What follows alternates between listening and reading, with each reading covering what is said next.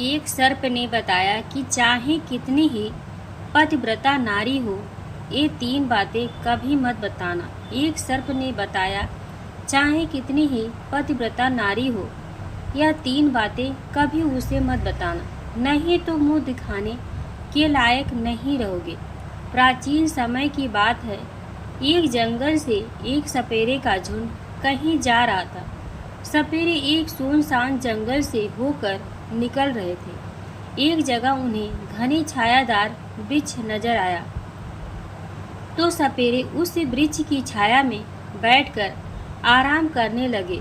इस वृक्ष के पास में एक विशाल सांपों की बांधी थी। एक सपेरे ने जान लिया कि हमें कोई सर्प मिल सकता है। सपेरों का तो काम ही होता है सांपों को पकड़ना। अपने साथियों से कहा कि हमें यह बिल खोद कर देखना चाहिए।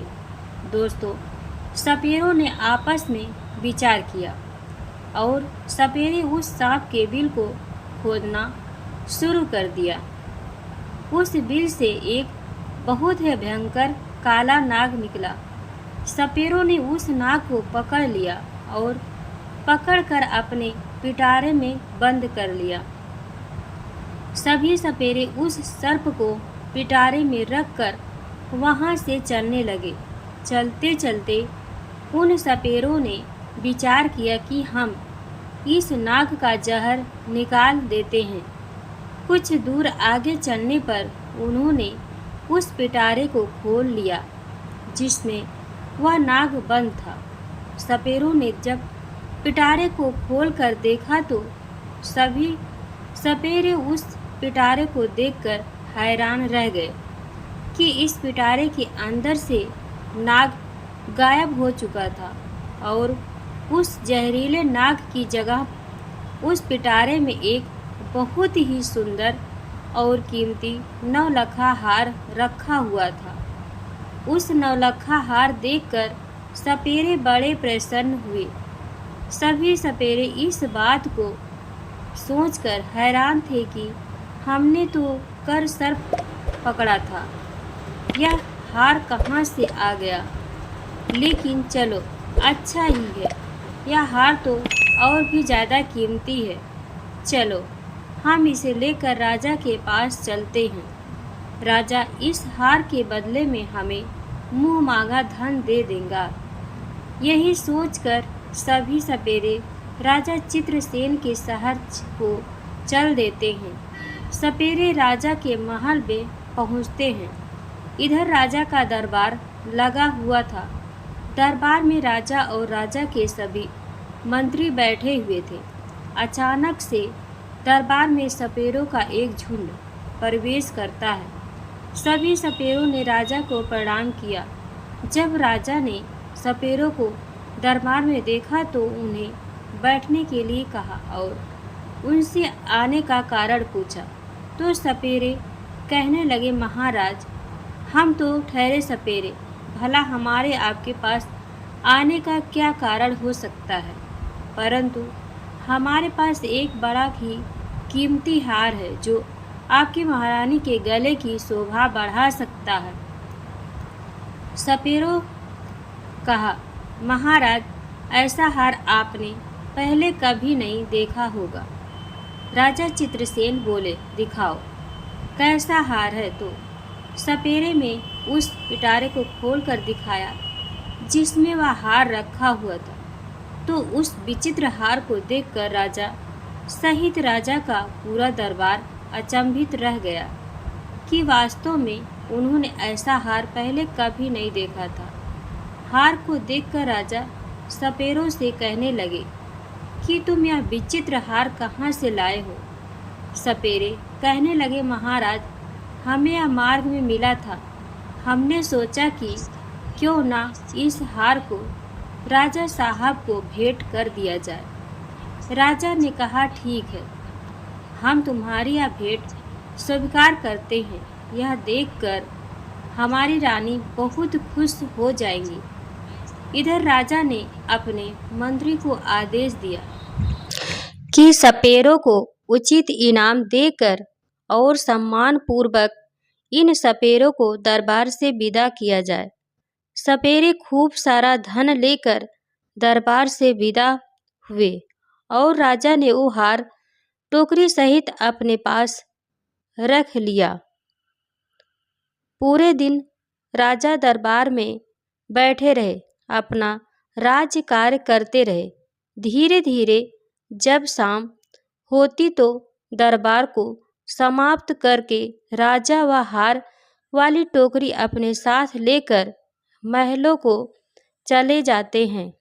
राजा अपने महल में पहुंचते हैं और महारानी से कहते हैं कि देखो, आज तो मैं तुम्हारे लिए बहुत ही सुंदर उपहार लेकर आया हूँ, जिसे तुम देखोगी तो बहुत खुश हो जाओगी। रानी कहने लगी, महाराज, ऐसा क्या लाए हो तुम मेरे लिए? इतना कहकर राजा ने वह टोकरी रानी की ओर खिसका दी और कहा कि नहीं मानती हो तो स्वयं देख लो। दोस्तों, रानी ने जैसे ही उस पिटारे को खोलकर देखा तो उसमें एक बहुत सुंदर तेजस्वी छोटा सा बालक लेटा हुआ है। उस बालक के चेहरे पर अलौकिक दिव्य चमक रहा था। बालक इतना सुंदर था कि रानी उस बालक को देखते ही रह गई। कहने लगी, महाराज, इसमें तो बड़ा ही सुंदर बालक लेटा हुआ है। रानी ने जब कहा कि बालक लेटा है तो राजा कहने लगे, नहीं रानी, बालक नहीं, उसमें 9 लखा हार था। यह बालक कैसे बन गया?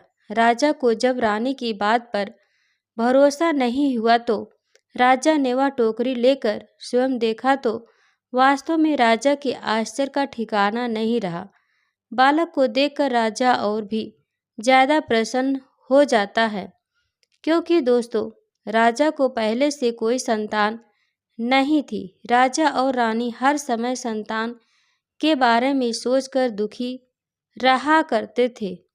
अब तो राजा और रानी दोनों ने विचार किया कि यह पुत्र हमें भगवान ने प्रदान किया है और आज से हम दोनों इसे अपना पुत्र मानकर ही इसका लालन पालन करेंगे। और यह बात किसी को पता भी नहीं थी कि राजा ने जो हार खरीदा है वह बालक बन गया है। लेकिन राजा की कुछ दासियां वहां उनका वार्तालाप सुन रही थी। रानी ने पूछा कि बालक तुम्हें किसने दिया है? तो राजा ने बताया कि आज दरबार में सपेरों का एक झुंड आया था।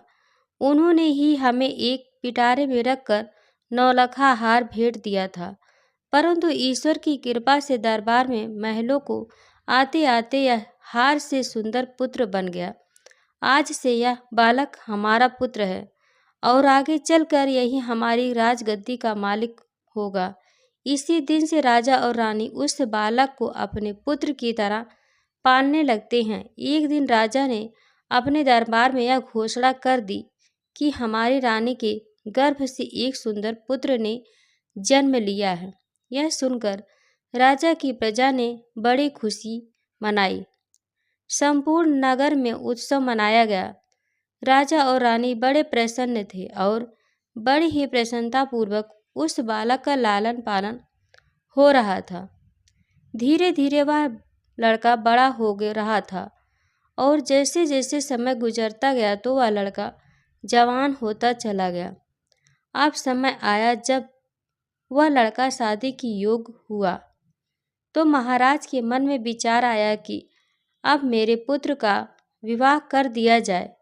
एक दिन राजा ने अपनी महारानी से कहा कि अब हमारा पुत्र विवाह के योग हो गया है और अब इसका सुंदर कन्या से विवाह कर देना चाहिए। राजा का यह प्रस्ताव रानी को भी बहुत पसंद आया। रानी बोली, महाराज, शुभ काम में देरी कैसी? जितने जल्दी हो सके आप मेरे पुत्र का विवाह कर दीजिए। दोस्तों, राजा चित्रसेन के राज्य में से लगा हुआ एक दूसरा राज्य था। उस राज्य के राजा का नाम था जयंत। उस राजा की एक बड़ी सुंदर कन्या थी, नाम था वैजयंती। उस राजा की कन्या वैजयंती को राजा ने अपने आचार से उस लड़की को समस्त विद्याओं का ज्ञान कराया था, इसलिए वह कन्या 16 विद्याओं में निपुण थी। राजा भी विचार करने लगे कि अब मुझे अपनी पुत्री का विवाह कर देना चाहिए। राजा ने अपने दरबार में पुरोहित को बुलवाया और टीका की सामग्री देकर पुरोहित को अपनी पुत्री वैजयंती के लिए योग्य वर ढूंढने के लिए भेज दिया। राजा ने पुरोहित से कहा, जाओ और हमारी पुत्री के योग किसी राजकुमार को टीका करके आना। पुरोहित जी राजकुमारी के टीका की सामग्री लेकर दूसरे राज्यों के लिए निकल पड़ते हैं और कई राज्यों में घूमने लगे, लेकिन उन्हें उस पुत्री के समान तेजस्वी सुंदर राजकुमार नहीं मिला। घूमते घूमते परेशान हो गए। अंत में चलते चलते राजा चित्रसेन की नगरी में पहुंच जाते हैं। राजा चित्रसेन का दरबार लगा हुआ था। अचानक से पुरोहित का दरबार में आगमन होता है। राजा चित्रसेन देखते ही समझ जाते हैं कि यह कोई ब्राह्मण है जो किसी राजा की कन्या का रिश्ता लेकर यहाँ आए हैं। राजा पुरोहित से पूछते हैं कि आप लोग कौन हैं और कहाँ से आए हैं। पुरोहित बोला, महाराज, मैं राजा जयंत का पुरोहित हूँ और उनकी कन्या वैजयंती का टीका लेकर आए हूँ। हमारे राजा की कन्या राजकुमारी वैजयंती बड़ी ही रूपवान और 16 विद्याओं में पारंगत है। हमने सुना है कि आपका राजकुमार भी विवाह के योग्य है। तब राजा चित्रसेन कहते हैं कि हमारा एक पुत्र है और हमारा पुत्र बहुत ही सुंदर और योग्य है। लेकिन राजा चित्रसेन को यह ज्ञात नहीं था कि उनका जो पुत्र है वह एक नाग है। राजा ने अपने पुत्र को जब पुरोहित को दिखाया तो पुरोहित राजकुमार को देखते ही प्रसन्न हो गए और उनको राजकुमार पसंद आ गए और वे राजकुमारी वैजयंती का विवाह करके अपने राज्य को लौट जाते हैं। धीरे धीरे समय गुजरा।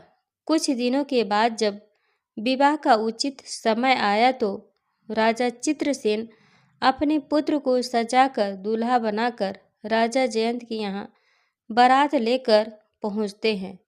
वहाँ पहुँचते ही राजा जयंत उनका खूब अच्छे से स्वागत सत्कार करते हैं और अपनी पुत्री का विवाह राजकुमार के साथ कर देते हैं। इस प्रकार अपने पुत्र का विवाह करके राजा चित्रसेन वापस अपनी राजधानी को लौट आते हैं।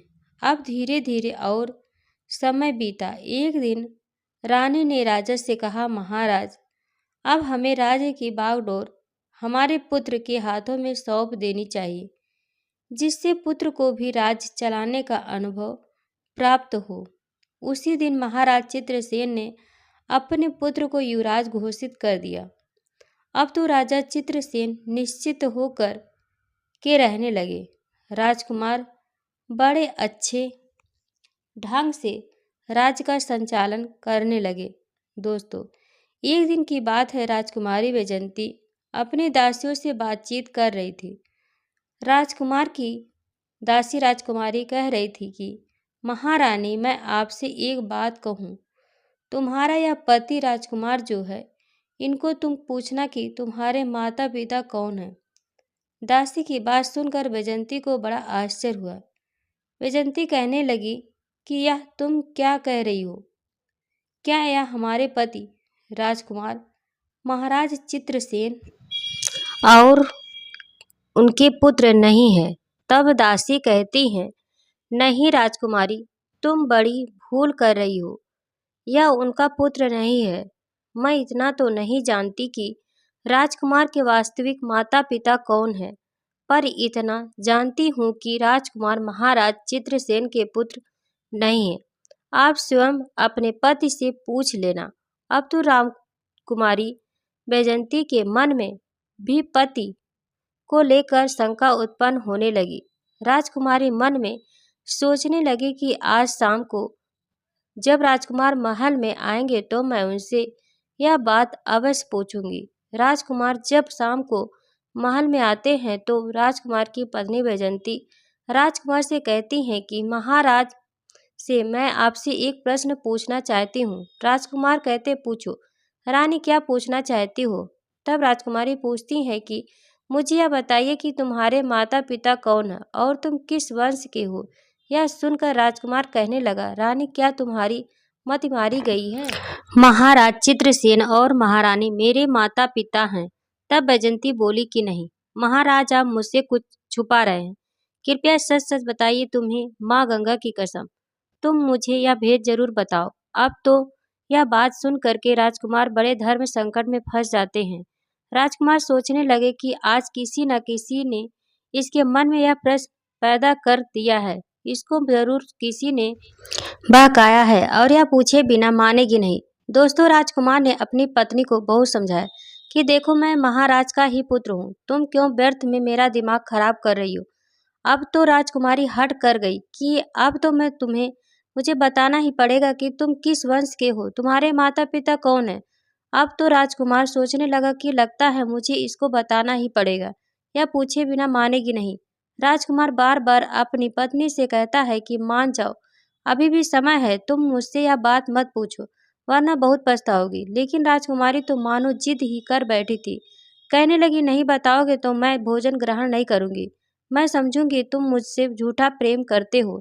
यह बात सुनकर के राजा का पुत्र कहने लगा ठीक है, नहीं मानती हो तो ठीक है, मैं तुम्हें यह बात बताऊंगा, पर यहाँ नहीं, हम कल महलों से बाहर वन विहार के लिए चलेंगे और वहाँ चलकर मैं तुम्हें सब कुछ बता दूंगा। अब तो रथ सजाया, उसमें राजकुमार और राजा की पत्नी वैजंती दोनों बैठ जाते हैं और वन विहार करने का बहाना करके दोनों महलों से निकल जाते हैं और एक नदी के किनारे आ जाते हैं। नदी को देखकर राजकुमारी वैजंती कहने लगी, महाराज आप मुझे इस नदी के पास लेकर क्यों आए हैं? क्या इस नदी से तुम्हारा कोई संबंध है? तब राजकुमार कहता है, मैं फिर तुमसे कहता हूँ कि मान जाओ और मुझसे मेरे वंश के बारे में मत पूछो, वरना तुम्हें बहुत पछताना पड़ेगा। मगर दोस्तों, किसी ने सच कहा है, राजहट, बालहट और त्रियाहट यह बड़े बड़े बुरे हट होते हैं। राजकुमार को समझाने पर भी राजकुमारी नहीं मानी और कहने लगी, नहीं महाराज, मुझे यह जरूर बताओ कि तुम्हारे माता पिता कौन हैं और तुम किस वंश के हो। राजकुमारी वैजंती जब नहीं मानती है तो राजकुमार उस नदी में नीचे उतर जाता है और कमर तक के जल में जब वह पहुंच जाता है तो कहने लगता है कि रानी अब भी समय है, तुम मुझसे यह बात मत पूछो, अभी कुछ बिगड़ा नहीं है। लेकिन राजकुमारी कहने लगी, चाहे कुछ भी हो जाए लेकिन मैं यह बात पूछ कर ही मानूंगी। इस प्रकार राजकुमार नदी के और गहरे जल में उतर जाता है। जब छाती तक जल में पहुंच जाता है तो राजकुमार फिर रानी को समझाकर बोला कि रानी मान जाओ, आपका पूछना मुझे आपसे दूर कर सकता है। राजकुमारी बोली, चाहे कुछ हो जाए आप इस भेद को मेरे सामने जरूर रखोगे। जब राजकुमार और आगे बढ़ा और जब अपने मुख के बराबर जल में आया तो कहने लगा, रानी अभी तेरे पास समय है, यह जानने की कोशिश मत करो कि मैं कौन हूँ। परंतु रानी नहीं मानी। दोस्तों, फिर क्या होता है, राजकुमार ने अपना असली नाग का रूप धारण कर दिया और नदी के जल के ऊपर अपना फन दिखाने लगा। अपना फन दिखाने के बाद वह नदी के अंदर समा गया और फिर निकलकर बाहर नहीं आया। राजकुमारी बैजंती ने राजकुमार को खोजने की बहुत कोशिश की, मगर राजकुमार का कहीं पता नहीं चला। जब काफी देर हो गई और राजकुमार नहीं लौटा तो राजकुमारी बैजंती घबरा गई, क्योंकि अब उसका पति नाग बनकर कहीं चला गया था। बैजंती ने वहां उसे खोजने की बहुत कोशिश की, प्रतीक्षा की, लेकिन वह नहीं मिला। अब तो बैजंती अपने रथ को लेकर के अपने सारथी से कहती है कि चलो महलों को चलो और महाराज को सूचित करो कि उनके पुत्र नदी में डूब गए हैं। सारथी ने जाकर महाराज चित्रसेन को यह खबर दी, महाराज आपके पुत्र राजकुमार नदी में विलुप्त हो गए हैं। यह सब सुनकर राजा को बड़ा दुख होता है। राजा अपने सैनिकों को आदेश देते हैं कि जाओ नदी के जल को खंगालो और राजकुमार की तलाश को करो। राजा के सैनिकों रानी बैजंती महाराज और महारानी के साथ उस नदी पर पहुंचते हैं। नदी में जगह जगह जाल डलवाए गए, लेकिन कोई सफलता नहीं मिली। नदी में कई गोताखोर राजकुमार की लाश की तलाश की, मगर कुछ हाथ नहीं लगा। अब तो उदास होकर के राजा और रानी और राजकुमारी बैजंती वापस अपने महलों को लौट आते हैं। राजा चित्रसेन तो वृद्ध हो चुके थे और अब पुत्र का दुख उनके ऊपर और आ गया था। राजा के मन में तो यही था कि नदी में डूब करके उनका पुत्र मर गया है। महारानी बैजंती भी बड़ी दुखी रहने लगी और मन में अपने आप को कोसने लगी कि मैंने बहुत बुरा किया। मेरे ही कर्मों के कारण आज मेरा पति मुझसे दूर चला गया। यदि मैं उनसे उनके वंश के बारे में पूछने की जिद ना करती तो शायद मेरा पति मुझसे दूर नहीं होता। लेकिन राजकुमारी बैजंती बड़ी विद्वान थी, 16 विद्याओं में निपुण थी। काफी सोच विचार के बाद उसे एक तरकीब सूझती है। राजकुमारी ने अपने संपूर्ण नगर में यह घोषणा करवा दी कि कोई भी व्यक्ति उसे कोई नई बात सुनाएगा तो उसके बदले में उनको उचित इनाम दिया जाएगा, चाहे कोई आपबीती हो या फिर प्राचीन घटना से संबंधित हो, कोई भी कहानी हो या कथा हो, जो कुछ भी जो कोई सुनाएगा उसको उचित इनाम दिया जाएगा। दोस्तों, अब तो रानी बैजंती रोज कथा सुनती। रानी बैजंती के पास कथा सुनाने वाले की भीड़ लगी रहती थी। कोई रामायण की कथा सुनाता रहा, कोई किसी राजा का इतिहास सुनाता। अब तो राजकुमारी बैजंती का यही काम था। वह सुबह से लेकर शाम तक नई नई कहानियों को सुनती रहती थी। दोस्तों, इस प्रकार कुछ समय निकला। एक दिन क्या हुआ, उसी राज्य का एक बूढ़ा आदमी पास के ही एक जंगल से गुजर रहा था। उस बूढ़े आदमी को उस जंगल को पार करते करते जंगल में ही रात्रि हो गई। जब रात्रि हो गई तो वह मन में सोचने लगा कि अब रात में आगे जाना ठीक नहीं है, क्योंकि जंगल में आगे हिंसक पशु भी मिल सकते हैं। यही सोच करके बूढ़ा आदमी उस जंगल में एक पीपल के पेड़ के ऊपर चढ़कर बैठ जाता है। रात्रि का समय था। वृद्ध व्यक्ति को डर के मारे नींद नहीं आ रही थी। इधर जब रात 12 बजे का समय होता है तो उसने देखा कि बाहर एक झाड़ू लगाने वाला आया और पूरे जंगल में उसने झाड़ू लगा दिया। फिर उसने देखा कि एक पानी का छिड़काव करने वाला आया, उसने भी हर जगह पानी का छिड़काव कर दिया। उसके बाद वहां पर कुर्सियां लगनी शुरू हो गई। फिर एक सिंहासन आता है। बूढ़ा आदमी पीपल पर बैठा बैठा यह सब देख रहा था। उसने देखा कि वहां पर सभा होने लगी। वह बूढ़ा व्यक्ति बहुत घबरा रहा था। मन में सोच रहा था कि यह सब क्या हो रहा है और यह लोग कौन है और आज क्या यह मुझे जिंदा छोड़ेंगे या नहीं। वहां एक से एक विचित्र अतिथि आने शुरू हो गए थे। वह विचित्र इसलिए थे क्योंकि उनका आधा शरीर सर्प का था और आधा शरीर मनुष्य था। दिव्य शरीर वाले नाग देखने में बड़े भयंकर लग रहे थे। उनका दरबार वहां सज रहा था और जब सभी लोग वहां आ गए तो वहां 2 सिंहासन थे और उन दोनों सिंहासनों पर कुछ देर बाद नागों के राजा और उनके पुत्र युवराज दोनों वहां आकर बैठ जाते हैं। संपूर्ण दरबार ने उनका बड़ा स्वागत किया। उनके बीच चर्चा होनी थी। वह चर्चाएं हो रही थी और जो राजकुमार था उस नागराज का पुत्र था। वह चुपचाप नीचे गर्दन किए हुए बैठा था। उस दरबार में इस बात की चर्चा हो रही थी कि राजकुमार का विवाह किया जाए। विवाह के संबंध में चर्चाएं चल रही थीं। अब राजकुमार के विवाह का नाम आया तो उसने नीचे गर्दन कर ली और वह बड़ा उदास हो जाता है।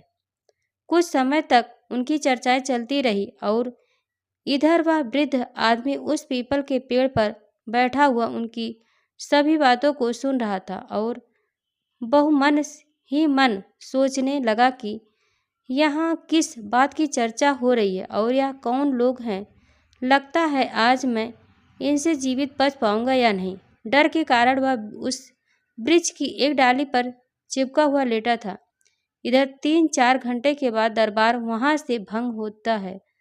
सभी अतिथि वहां से जा चुके थे, परंतु वह नागराज का और उसका पुत्र वहां से चलकर उस पीपल के वृक्ष की तरफ आते हैं। दोस्तों, उस पीपल के पेड़ पर बैठा हुआ वह बूढ़ा आदमी सोचने लगा कि यह मेरी तरफ ही आ रहे हैं और लगता है अभी यह मुझे जिंदा नहीं छोड़ेंगे, क्योंकि इन्हें पता चल गया कि मैं इस वृक्ष पर बैठा हूँ। यह सोचकर वह बूढ़ा व्यक्ति घबरा जाता है, परंतु उस नाग ने क्या किया, उस पीपल की जड़ में बैठकर कुछ देर रोया और अपनी रानी बैजंती को याद किया।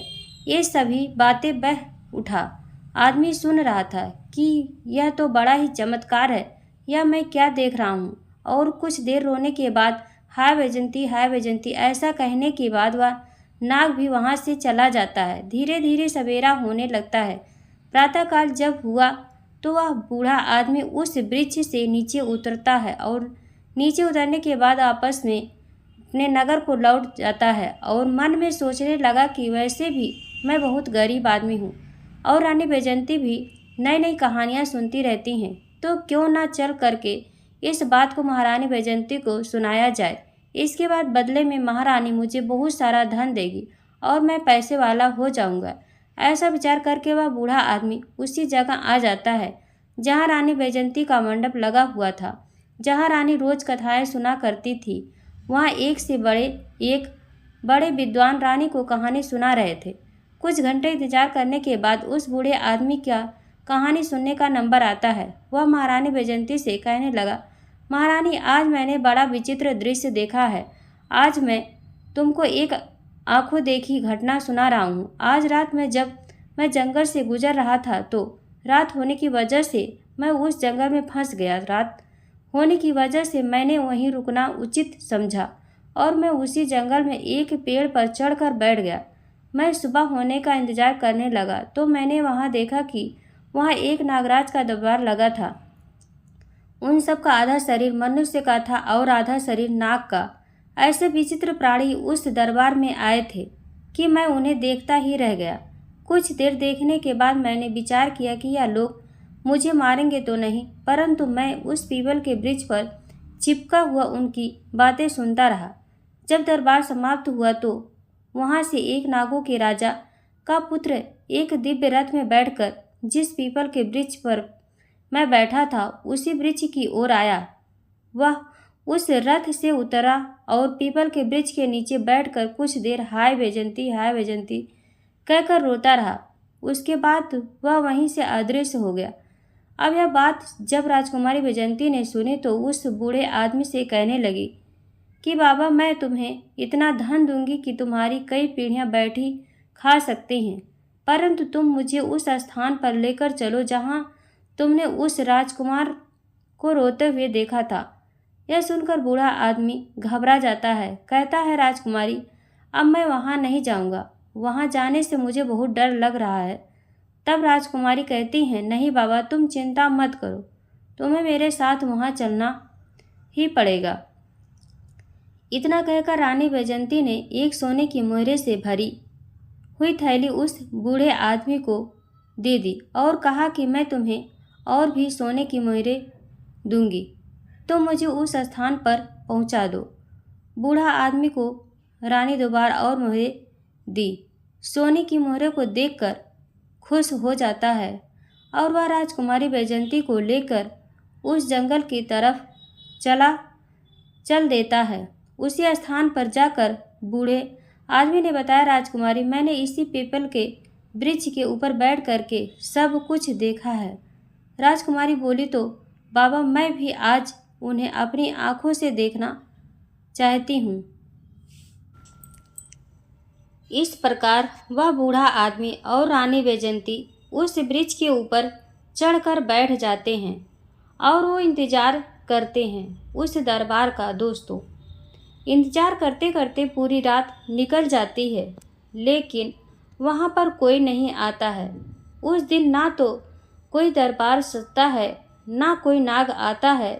अब तो बैजंती उस वृद्ध व्यक्ति पर क्रोधित हो जाती हैं और कहती हैं, बाबा तुमने झूठ बोला है और इसके लिए मैं तुम्हें कड़ी से कड़ी सजा दे सकती हूँ।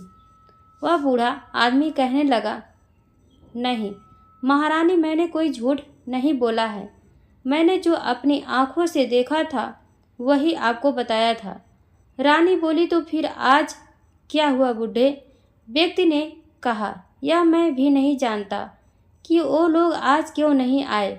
दोस्तों, रानी बैजंती निराश होकर अपने महल को लौट जाती हैं। इधर वो बूढ़ा आदमी मन ही मन परेशान रहने लगता है कि मैं रानी के सामने झूठा पड़ गया। वह बूढ़ा आदमी सोचने लगता है कि उस दिन कौन सी तिथि थी जिस दिन उस जंगल में दरबार लगा था। उसने ये बात ज्योतिषियों से पूछी तो ज्योतिषी ने बताया कि उस दिन पूर्णिमा की तिथि थी। चंद्रमा पूर्ण तरह से उदय हुआ था और ऐसे अवसर पर देवताओं की वह सभाएं कुछ क्षेत्रों में हुआ करती हैं। हो सकता है तुमने उस सभा को देख लिया हो। अब तो वह बूढ़ा आदमी सोचने लगा कि अगली पूर्णिमा आएगी तब मैं रानी को लेकर वहां जाऊंगा। महारानी ने भी उस बूढ़े आदमी से कह दिया कि यदि तुम मुझे वह दृश्य दिखा दोगे तो मैं तुम्हें बहुत बड़ा इनाम दूंगी।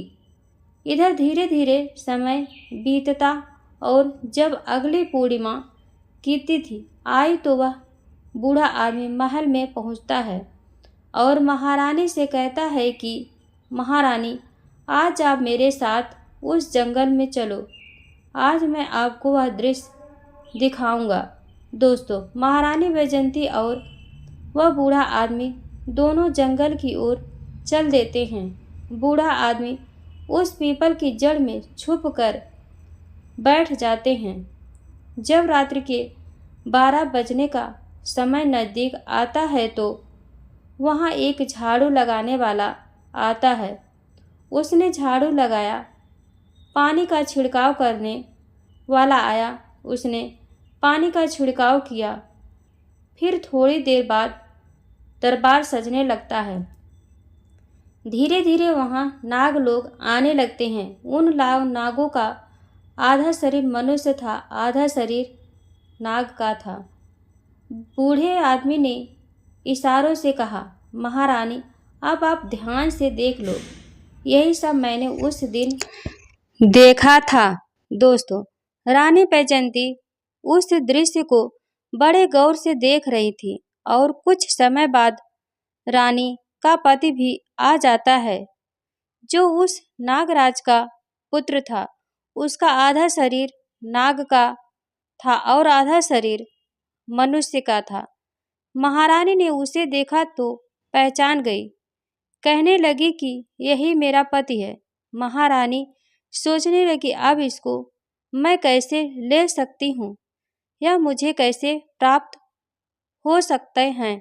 महारानी हिम्मत करके धीरे धीरे उस वृक्ष की कोटर से बाहर निकलने लगी। उधर वह बूढ़ा आदमी डर रहा था।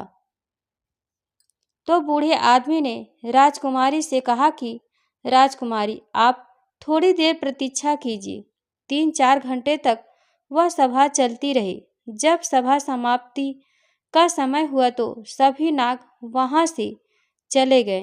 राजकुमार भी उस पीपल के पेड़ के पास आकर बैठकर रोने लगा। उसे देखकर रानी बैजंती डर गई, क्योंकि उसका आधा शरीर नाग का था, आधा मनुष्य का था। चेहरा तो उसका राजकुमार का ही था।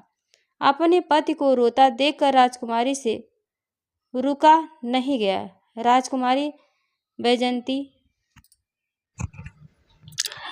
निकलकर उसके पास आ जाती है और उसका हाथ पकड़ लेती है। अचानक से महारानी बैजंती को सामने खड़ा देखा तो राजकुमार एकदम से घबरा जाता है। कहने लगा, रानी कहने लगी, मैंने तुम्हें खोजने के लिए क्या क्या नहीं किया। परंतु अब मैं तुम्हें कहीं भी नहीं जाने दूंगी। यह सुनकर राजकुमार कहने लगा, नहीं रानी, अब तो बहुत समय हो चुका है, अब तुम मुझे प्राप्त नहीं कर सकती।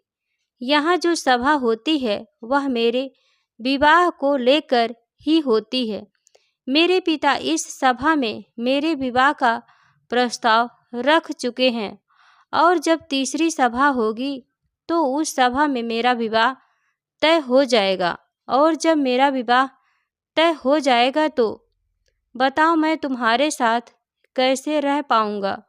मुझे तो अपनी इस पत्नी के साथ रहना पड़ेगा। तुमने तो मुझे त्याग दिया है। मैंने उस दिन तुम्हें बार बार समझाया था कि मुझसे मेरा वंश मत पूछो। राजकुमार की बात सुनकर रानी बैजंती रोने लगती हैं और बार बार अपने किए की क्षमा राजकुमार से मांगती हैं। राजकुमार कहता है, राजकुमारी, रोने का समय नहीं है, मैं तुम्हें एक उपाय बताता हूँ। यदि तुमने वो उपाय कर लिया तो शायद मैं तुम्हें प्राप्त हो जाऊं। रानी बैजंती बोली कि तुम मुझे जो उपाय बताओगे मैं वह उपाय करूंगी, लेकिन तुम्हें मेरे साथ रहना होगा। राजकुमार बोला, रानी, अब मेरे जाने का समय हो गया है। मुझे मेरे पिता के दरबार में पहुंचना है, परंतु अगली पूर्णिमा के दिन तुम्हें इसी प्रकार यहाँ आकर के बैठना होगा, और जब यहाँ सभा लगने लगे तो ध्यान रखना, तुम चुपचाप महाराज का जो सिंहासन है उसके नीचे जाकर छुप जाना, और जब मेरे विवाह की बात चले तो तुम उस सिंहासन से नीचे से निकलकर महाराज के सामने जाकर खड़ी हो जाना, और फिर तुम मुझे महाराज से मांग लेना। अगर महाराज ने कह दिया तो मैं तुम्हें प्राप्त हो जाऊंगा। इतना कहकर वह नाग वहाँ से अदृश्य हो जाता है। इधर महारानी बैजंती और वह बूढ़ा आदमी अपने नगर को लौट आते हैं। रानी दुखी रहने लगती है, पता नहीं मैं राजकुमार को प्राप्त कर पाऊंगी या नहीं। इधर राजा चित्रसेन भी अपने पुत्र शोक में दिन रात दुखी रहते थे। धीरे धीरे समय निकला। उधर महारानी सोच रही थी कि अब चाहे कुछ भी हो जाए, अगली पूर्णिमा के दिन मैं अपने पति को पाकर ही रहूंगी। यह सोचकर अब रानी ने अब कथाओं को सुनना भी बंद कर दिया। धीरे धीरे समय बीतता गया। जब तीसरी पूर्णिमा नज़दीक आई तो रानी मन में विचार कर रही थी कि आज चाहे कुछ भी हो जाए, मैं अपने पति को लेकर के ही लौटूंगी, और पूर्णिमा वाले दिन उस बूढ़े आदमी को लेकर उस पीपल के पेड़ के पास पहुंच जाती हैं। अब तो दोनों उस पीपल की जड़ में छुपकर बैठ जाती हैं और उस सभा लगने का इंतजार करने लगते हैं। इधर रात्रि के 12 बजते ही दरबार लगने की तैयारी शुरू हो जाती है। कुर्सियां लगती हैं और राजा का सिंहासन आता है। इधर रानी उस पीपल की कोटर से निकलकर उस सिंहासन के पीछे छुप जाती हैं। बड़े ही विशाल शरीर वाले नाग वहां आकर के बैठने लगते हैं। कुछ देर के बाद राजकुमार का पिता, जो नागों का राजा था, वह भी आ जाता है। राजकुमार भी वहीं आकर बैठ जाता है। दरबार शुरू होता है। अब तो वह बैठकर उनमें आपस में चर्चा होने लगती है। कुछ समय के पश्चात राजकुमार के विवाह की चर्चा आरंभ होती है। अब राजकुमार के विवाह की जब बात चली तो राजकुमार बैजंती को मौका मिल गया। वह सिंहासन के नीचे से निकलकर राजा के सामने हाथ जोड़कर खड़ी हो गई। अचानक से एक स्त्री को वहां पर आया देखकर सभी सभा हड़बड़ा जाती है।